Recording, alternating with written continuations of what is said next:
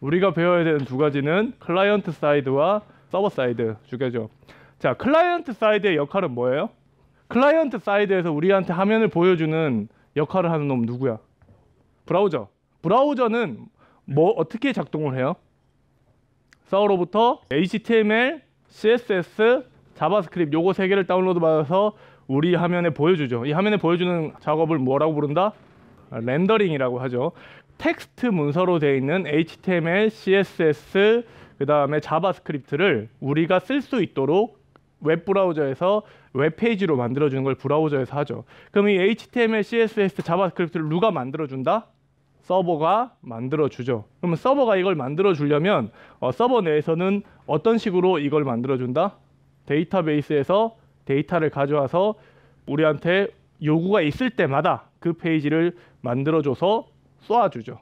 이 요구가 있을 때마다 쏴준다. 이런 거를 동적으로 만들어준다고 하죠. 정적인 페이지가 아니라 딱 정해져서 끝까지 가는 페이지가 아니라 사용자에 따라서. 그러니까 여러분께서 검색을 할 때마다 폼 같은데 그 안에 내용들이 막 바뀌죠.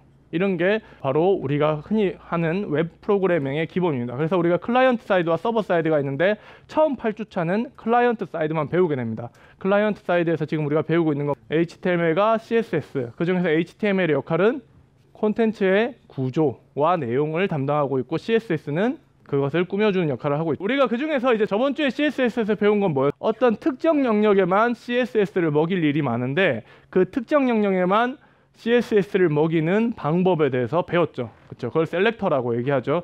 지금 CSS에서 배워야 되는 건 사실 굉장히 많아요. 아마 생활 코딩 보면 알겠지만 굉장히 많은데 그걸 다 가르칠 수가 없으니까 우리는 핵심적인 내용만 중요한 부분만 찝어주면서 가는 거예요. 오늘은 레이아웃에 대해서 배울 거예요. 어디에 어떻게 콘텐츠를 배열할 것인가, 이거를 여러분 배워야지만 여러분 지금 하고 있는 숙제를 할 수가 있겠죠. 그거를 그 중에서 첫 번째를 박스 모델이라고 합니다. 박스 모델이라는 영역 간의 경계를 만드는 작업이에요. 주간격 같은 거 말이에요. 자, 그래서 박스 모델은 기본적으로 이렇게 생겼어요. 지금 여러분 브라우저에서 F12를 누르면 이런 그림이 아마 뜰 겁니다. 대부분 브라우저에서.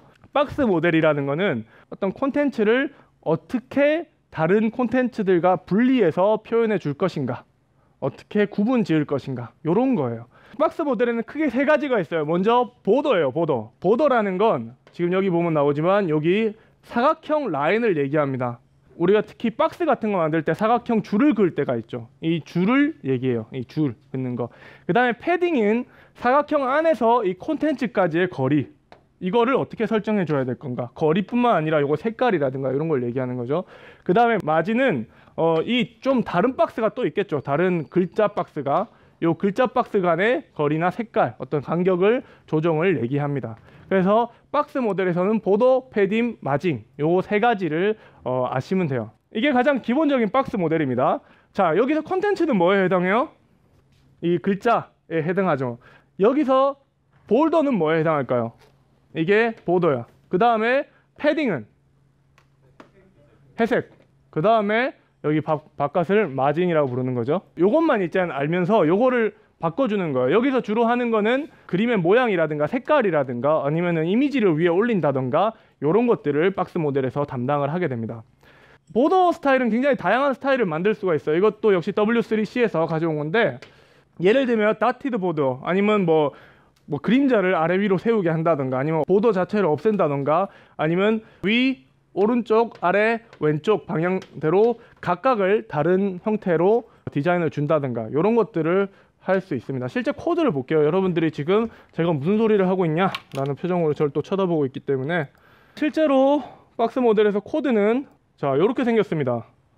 여기에 각 클래스 이름들이 있고요. 이 클래스의 보더 스타일이라는 걸 해서 다티드, 대시, 솔리드, 더블, 글로브, 리치 이렇게 만들었거든요.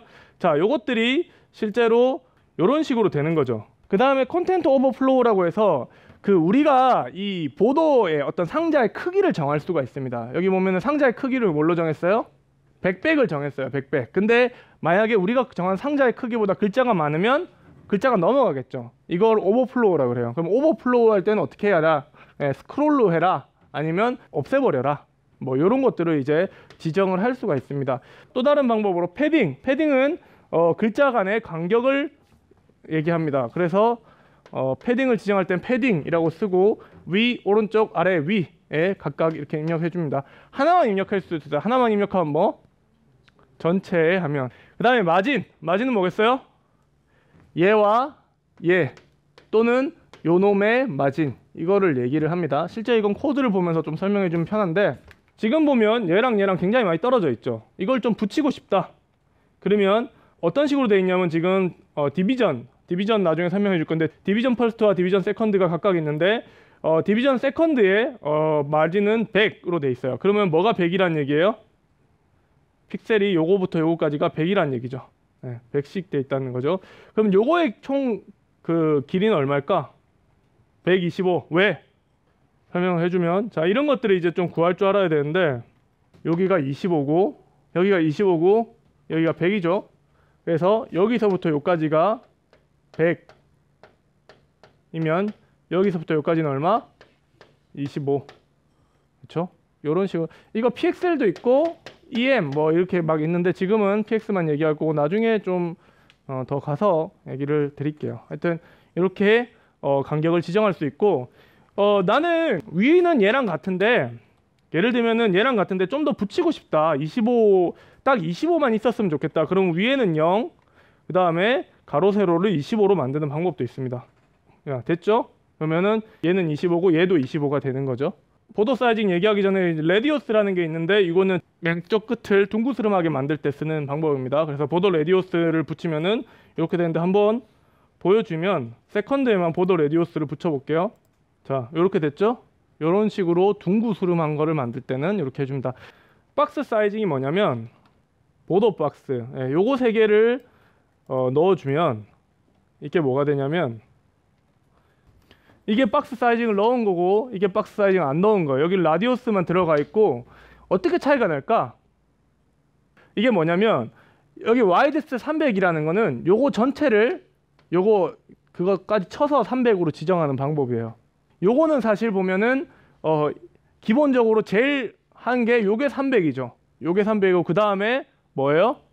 패딩이 25가 있고 그 다음에 보도 픽셀이 25가 있고 그 다음에 또 패딩이 25가 있죠. 그러면 이 총 길이가 얼마예요?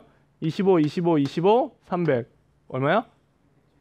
375에 다시 25, 25, 25 이렇게 계산은 되겠지. 그래서 굉장히 크게 되는데 이 박스 사이징을 해서 와이드스를 먹여버리면 이거는 이 패딩하고 다 쳐서 이걸 300으로 만들어 주는 거예요. 그러니까 뭐가 이렇게 되면 좀 쉬워요?